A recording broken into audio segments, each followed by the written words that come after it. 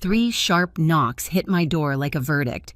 "I need the money tomorrow," my father barked, shoving a thick folder against my chest, my sister's $800,000 debt. "And no delays," he added, like a man used to obedience. I just smiled, the kind that made him pause. "Okay," I said. He left, thinking I'd pay. 4 hours later, the airport lights flickered across my suitcase. When he returned to collect, all he found was a locked door and a box with his name on it.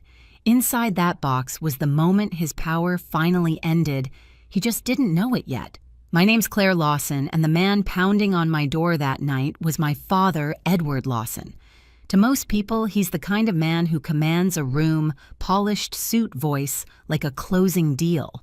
To me, he's the man who taught me that love in our family always came with an invoice. And then there's Megan, my younger sister. She's the soft one, the fragile one Dad swore he had to protect. I was the strong one, which really meant I was the one expected to fix everything when things fell apart. When our mom passed away, the balance in our family shifted overnight. Dad poured all his attention into Megan like she was made of glass. Every mistake she made became someone else's problem, usually mine. I still remember being 22, working 2 jobs, and wiring her college tuition after she lost her scholarship. Dad called it helping family. I called it bailing out bad choices, but I did it anyway. When Megan got married, Dad asked if I could contribute to the wedding because Tyler, her husband, was still finding his footing. I covered the catering bill and smiled through the photos. A year later, their first home unexpectedly needed a larger down payment. Dad asked again. I sent the money pretending it didn't sting. It became a pattern. Megan would overspend, Tyler would gamble, Dad would guarantee something, and I'd clean it up. Every time I thought I'd finally paid enough to earn peace, another favor showed up with my name already written on it. I don't think my father ever saw me as a daughter, not in the way he saw Megan. I was more like a safety net he forgot had feelings. The responsible one. The one who didn't need thanks, just results. The night he handed me that folder, $800,000 in red ink, wasn't the first time he'd ordered me around. It was just the first time I realized I didn't have to obey. You see, I built my life from scratch. I run my own consulting firm in downtown Austin. Every late night, every contract, every client, I did that alone. But Dad never looked at me and saw independence. He saw resources. When he stood there barking orders, it wasn't just about money. It was about control. That's what people like him don't understand. Control feels like love when you grow up around it. You confuse fear with loyalty, obedience with care. For years, I thought staying quiet made me a good daughter. But that night, with his cologne still hanging in the air and his voice echoing down the hall, something inside me shifted. I finally saw it for what it was, not family, not duty, just a cycle built on guilt.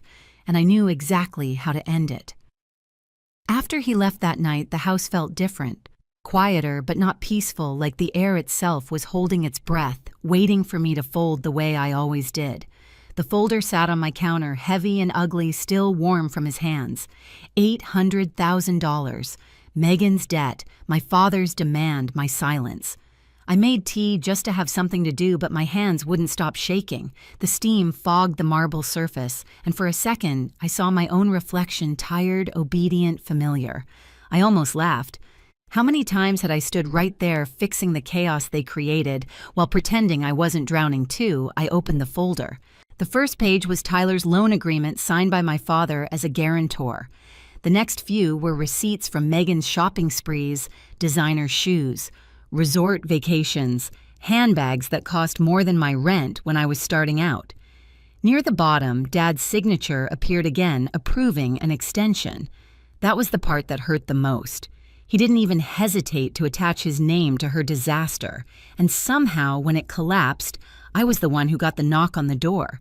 For a long time, I thought family meant sacrifice, but that night, looking at those numbers, I realized family in our house meant obedience, and I was done obeying. The clock on the oven blinked 11:47, less than 13 hours until noon, until Dad would show up expecting the transfer. I stared at that folder like it was a test, and for once, I decided to fail it on purpose. I called no one. I didn't cry. I didn't scream. I just started moving. I packed the essentials, passport, laptop, phone, a photo of Mom and me, by the lake. I put on jeans, tied my hair back, and looked around the apartment I'd built on my own. Everything in it represented years of effort, every piece of furniture a small rebellion against the kind of life he'd planned for me. I left the folder where it was and opened a blank one on my desk for something new, a plan. It came easier than I expected. Maybe because I'd been preparing for this without realizing it. I wrote down 3 words, take it back. At 12:32 a.m., I sent a message to Laura Bennett, my attorney, and the closest thing I have to a sister who never borrowed money. "You awake?" I typed. She replied a minute later. "You finally doing it?" Yes. She didn't ask what it meant. She already knew. By 2:00 a.m., I had booked a one-way flight to Maine, leaving at sunrise. I packed one suitcase, left my apartment keys on the table, and stared at the folder one last time. It wasn't just a document anymore. It was a mirror showing everything I refused to be again. The fixer, the rescuer, the good daughter who paid for everyone else's mistakes. When I closed the door behind me, the sound echoed through the hallway, clean final, like a verdict. The airport was still half asleep when I got there. It smelled like coffee and anticipation, the kind that hums in your chest before something irreversible. My suitcase felt lighter than it should have, not because I'd packed less, but because I'd finally stopped carrying them with me. While waiting at the gate, I opened my laptop. My fingers didn't hesitate. I'd spent years watching my father manipulate contracts, shift assets, twist rules. I learned enough to build my business, and now I'd use it to build my freedom. The first thing I did was freeze the Lawson Family Trust, the one my father had quietly linked to my name for tax efficiency. Efficiency, my favorite lie of his. With a few clicks, his shortcut turned into a wall. Then I moved my personal funds into a private account untied from every family business he'd touched. Next, I revoked the signatory rights he'd convinced me to grant him just in case. There would be no more just in case. By the time my plane started boarding, I'd undone a decade of his quiet control. But there was one thing left: the message. That night back at my apartment before leaving, I'd built it carefully, a cardboard box. Inside it, I placed copies of every wire transfer I'd ever made to cover Megan and Tyler's messes. Printed emails where Dad thanked me in one sentence and ordered me in the next. The deed to the house Megan called theirs with my LLC printed clearly at the bottom. And on top of everything, a cashier's check for $10,000, the exact amount Dad once said was enough for loyalty. Then came the note. I wrote it by hand because I wanted him to see every letter. You always said family comes first, but you never asked who keeps paying for that family. What's inside this box isn't revenge. It's a receipt. I sealed it, left it on the porch, and set the doorbell camera to record. When the plane took off, I looked down at the city shrinking beneath me. Austin at dawn looks cleaner from the sky. All the noise and guilt blur into soft lines and light. I thought about Dad waking up in a few hours rehearsing his speech about duty and respect. About Megan probably crying already, certain I'd fix it. About myself finally too tired to. Somewhere over the clouds, my phone buzzed with a text from Laura, all documents secured. He won't be able to touch a cent. I stared at the message until my throat tightened. Relief, fear, freedom. It all mixed into something wordless. For the first time in years, no one expected anything from me. No one was calling, crying, demanding, or blaming. I took a slow breath and whispered to no one, "It's over." But it wasn't, not yet. The real ending would come when my father opened that box and realized the daughter he thought he owned had finally handed in her resignation. At exactly noon, my doorbell camera came alive. I wasn't there to hear it in person, but later, I watched every second. My father, Edward Lawson, stood on my porch in his usual navy suit, tie, straight jaw, tighter than ever. Behind him was Megan, clutching her designer purse like a life vest. The camera caught her whispering, "Maybe she's not home." Dad ignored her. He knocked once, twice, then hard enough to rattle the frame. "Claire." His voice still carried that tone, the one that didn't ask, only commanded. "Open up. We had a deal." There was a pause. His eyes shifted, scanning the porch until they landed on the box, plain brown, sealed with clear tape.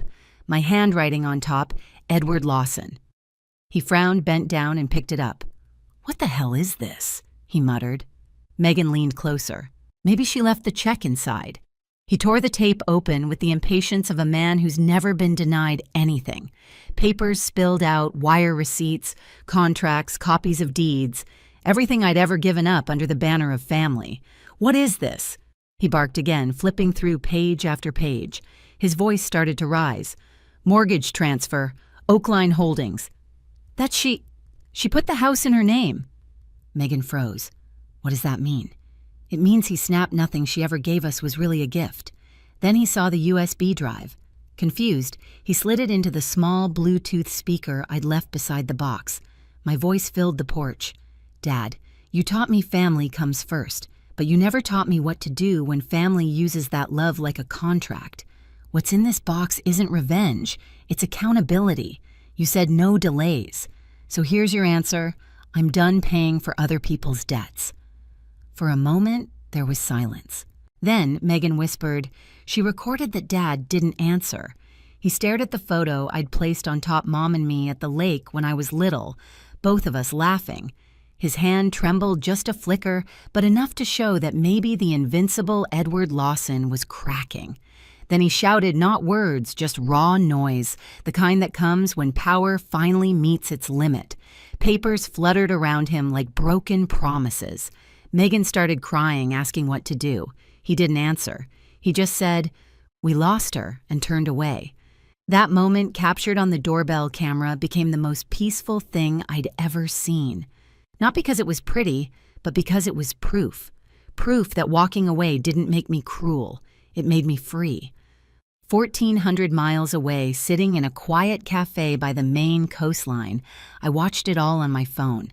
When he screamed, I didn't flinch.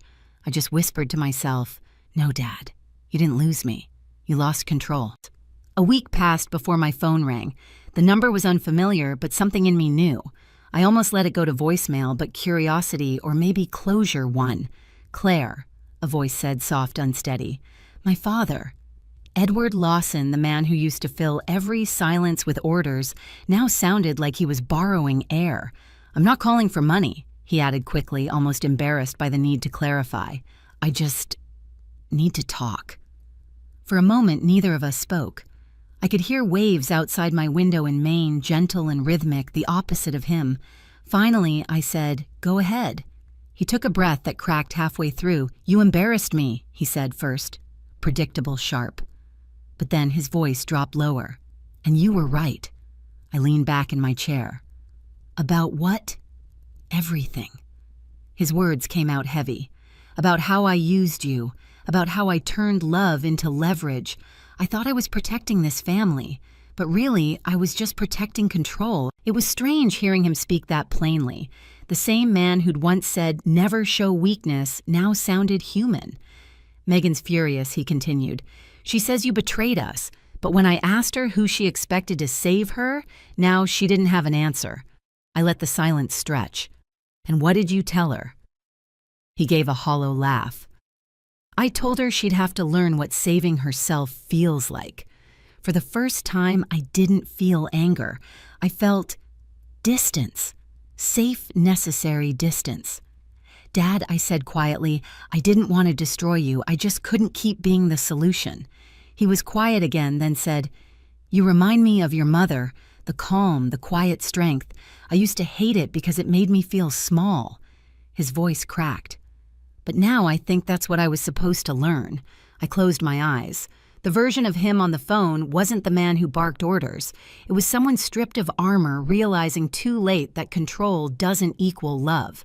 "I can't fix what I've done," he said, "but maybe I can start over, without pretending." "Maybe," I said softly, "if you start with honesty." He chuckled weakly. "No folders, no demands. Maybe next time I'll visit with coffee instead of contracts." "Deal," I said. When the call ended, I stared out at the gray ocean until it blurred. For years, I'd wanted him to apologize. I didn't realize what I really wanted was for him to understand. And for once, he finally did. That was the first real conversation we'd ever had, and it didn't cost a cent. 3 months later, Maine had begun to feel like mine. The air smelled different here, salt pine coffee and a kind of stillness I'd never known. My mornings no longer started with emails or crises, just the hiss of my kettle and the chatter of seagulls outside my window. I'd rented a small cottage near the harbor, nothing fancy, just quiet. From the porch, I could see the docks and the local market where everyone seemed to know each other's names. For the first few weeks, I kept my distance. I wasn't ready to explain who I was or why I'd come. But eventually, I stopped hiding.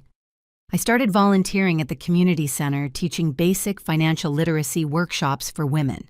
The first class had 10 women.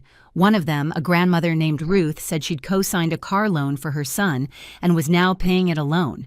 Another whispered that her husband handled everything until he didn't. Their stories sounded too familiar, and when I told mine, I didn't glamorize it. I said I spent half my life rescuing people who never learned how to swim. I stopped when I realized I was the one drowning. They nodded, some cried, and for the first time, my pain had purpose. One evening, my phone rang again. Megan. I hesitated, half expecting tears or blame, but her voice surprised me. It was calm, almost small. "Dad's doing better," she said. "He joined some accountability group for business leaders. Says it helps." I smiled faintly. "That's good." She went quiet for a moment, then said I got a job, real one, at a furniture store downtown. It's not glamorous, but it's mine. I leaned back against the wall. "Are you proud of yourself? I'm trying to be," she whispered. "It's quiet, without you fixing everything." "It's supposed to be," I said softly. "Quiet means you stopped running." Then she said something I hadn't heard in years. "Thank you, Claire, for not rescuing me." When the call ended, I stared at the ceiling for a long time. I wasn't angry anymore. I wasn't even sad, just grateful that the story had finally started to change. A few days later, I received a postcard in the mail. It was from Dad, a photo of a fishing dock, blue sky, messy, handwriting on the back. "You were right. I taught you everything about business and nothing about love. Learning now. Proud of you. Dad." I pinned it above my desk. That night, I walked down to the shoreline. The wind was cold, the waves steady like they'd been waiting all along. I thought about the box, the door, the screams, and how it all led here. For the first time, I wasn't waiting for anyone to knock. The only sound on my porch was the sea and the freedom that didn't need forgiveness to exist. Have you ever been the one holding your family together until you couldn't anymore? Tell me in the comments how you learned to let go. And don't forget to like, share, and subscribe for more stories like this one.